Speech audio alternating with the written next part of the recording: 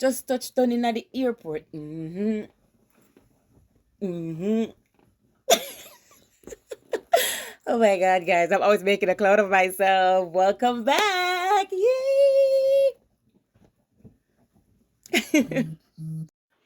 So, guys, just to recap, as you know, my first two videos made were actually shorts, giving you a backstory of why we're doing this channel and what's the aim of it and everything.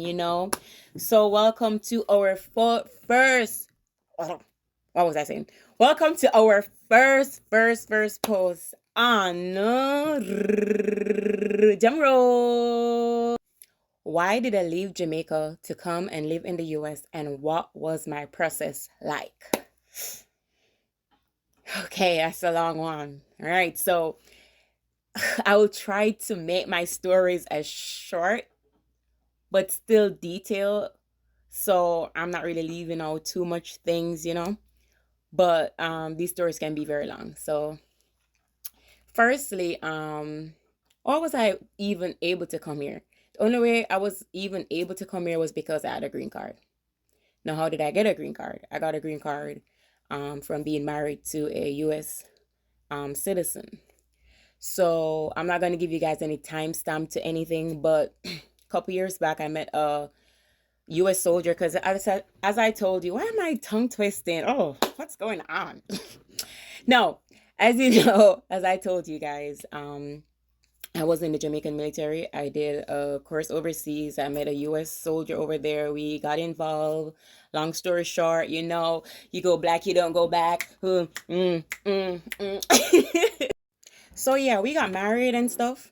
And because I was in the Jamaican military, I was bonded to my contract in the Jamaican military. So even though I was married, I could not leave. So we got married, started my um, immigration paperwork, and I went back to Jamaica. Now, I was able to do that through a process called consular processing. So it is where you put in your I-130 for the US person to petition for you to come to live in the United States, right? I met a friend. Her name was Jason. She was a uh let me see, she was so vital in my process, meaning that I did not use a lawyer or anything, right? She knew the documents that I needed, etc., and she kind of guided me through it, and that was how I was able to submit my paperwork. Like I barely even knew this girl, and we became such close friends. You know what I'm saying? And that's one of the thing I like with Jamaican people. Like we be meeting each other overseas and be like, well, yeah, yadi, yadi, yadi, yadi, yadi, yadi. Come on, yadi. We just have that little togetherness, which I like. And that was it. She just saw me and she heard the accent and she was like, well, yadi. I'm gonna say, yeah, yadi. I just said, what? And yeah, and I told her what I was doing, and she was like, oh, girl, don't say a word. I'll help you. I'll help you. And yeah, no lawyers. And trust me, sometimes you don't really need a lawyer. Cause you can sit down, you can sit and read the questions. If you don't understand it, you can ask ChatGPT, you can Google, and it help you and fill it out. You get me saying, you put your thing together. And that was what I did. And it took us 2 years. And after the 2 years, it's a good reason, it's a good thing it took that long because my marriage would have passed the 2 year mark and I was able to get a 10-year green card. Yeah. So now bear in mind, right? I am still living in Jamaica. I'm still working at the Jamaica Defense Force, right?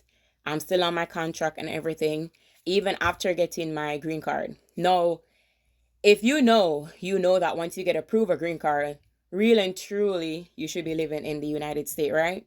But I am not going to be doing a AWOL. So for those who don't know, AWOL is absent without leave. That's when you haven't properly completed your military contract and you get up and leave. And no, I wasn't going to do that. I didn't want to do that because I still want to come to Jamaica whenever I want to. So I didn't want to be a fugitive in my home country, right? That's where I was born. So I was back and forth. So I was taking my vacation leaves and going to the United States, etc., right? Um, my military contract now was coming to an end, and I had to make the decision if I was going to continue my contract with the military. Bear in mind, I was like 12 years from being fully pensionable, right? So I was thinking, hey, do I pack up everything and leave? Do I just forget this green card and just complete my service with Jamaica Defense Force, where I'm able to be fully pensionable at age 41, you know? And then that was a rough patch for me because I was battling the choice to go. But I had good friends, you know, a few of them like Emma, Nigel, quite a few of them. And, you know, they advised me through it all. They're like, Ophelia, you're a bright girl and you're always doing great things. So don't limit yourself, you know, and those conversations. Shout out to Samantha and Kemar. I'm not go in that detail, but them lick some sense in my head when I almost blew everything.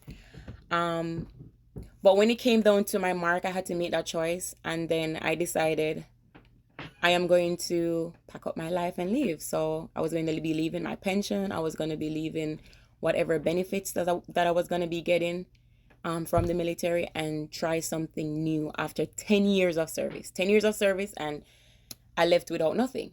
All right. I didn't receive anything for serving 10 years. Right. And that's just how it is in Jamaica. I think you have to serve 12 years to get something called a gratuity, and then 18 years for half pension, and then 22 years, sorry, for full pension. And I was leaving at 10 years. So I did a decade there, and then I decided to have faith in God and see what lies in the United States for me. And I packed up my bag, I kissed my baby, told my mom that I'm going to try something and I'm going to make a life for us. And so yeah, life wasn't too bad in Jamaica, you know, because I built a home there. I was living comfortable with my mom and my son, doing all that I needed to do.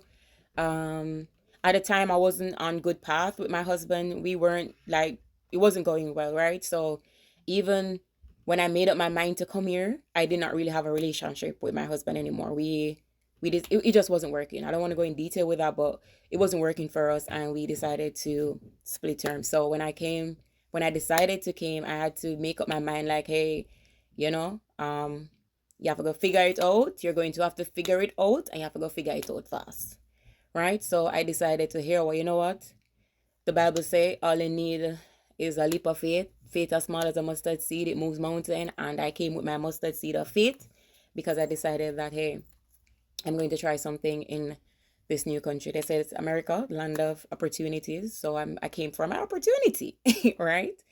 And that is why I decided to leave Jamaica. I decided to leave my work and everybody I knew there and come and see if I could make more of my life, to see if I could just, I guess, I don't know, maybe provide a better living for my family, even though it was all right. But, you know, what is wrong in wanting more? And here I am. Story time, story time, story time. As we done so I want to say I'm experience me a go on and my journey. Lord God, me I go be honest. For the persons who don't understand, sometimes I go into Jamaican Creole. I tend to mix the languages. In Jamaica, we do speak English, but we also speak Jamaican Creole. It's called Papa Wagwan. Yeah, man. One. You get the drift. You get the drift. You get the drift. So bear with me sometime, you know.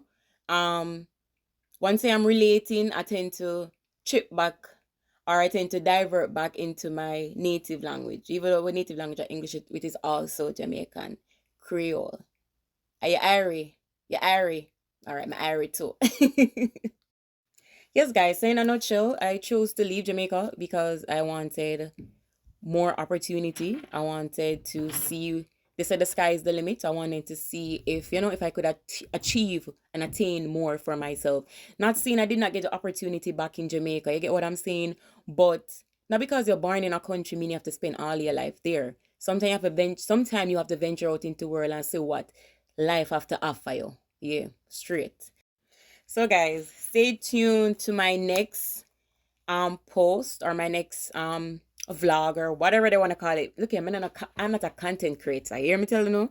But just there, so I try share my experience for everybody, because I remember coming here watching a lot of YouTube videos, what really helped me. So If my videos can be helpful to somebody, I'm gonna put it out there. I'm gonna put what happened, how it happened, why it happened. I don't know. It maybe help somebody. It might inspire somebody. So that's why I'm doing it. So stay tuned to my next post. Now it's gonna be about what my transition was like, right? So remember I told you that I was not with my husband. So when I come here, so I didn't really have a solid, I didn't have a solid foundation coming to. So I'm going to be talking about how I'm gonna make it work, like how I made it work. My transition from taking that plane and landing in the United States. Stay tuned. Oh, before I forget, like, subscribe, follow, share, comment, all of the things I'm gonna always talk about. Love you guys.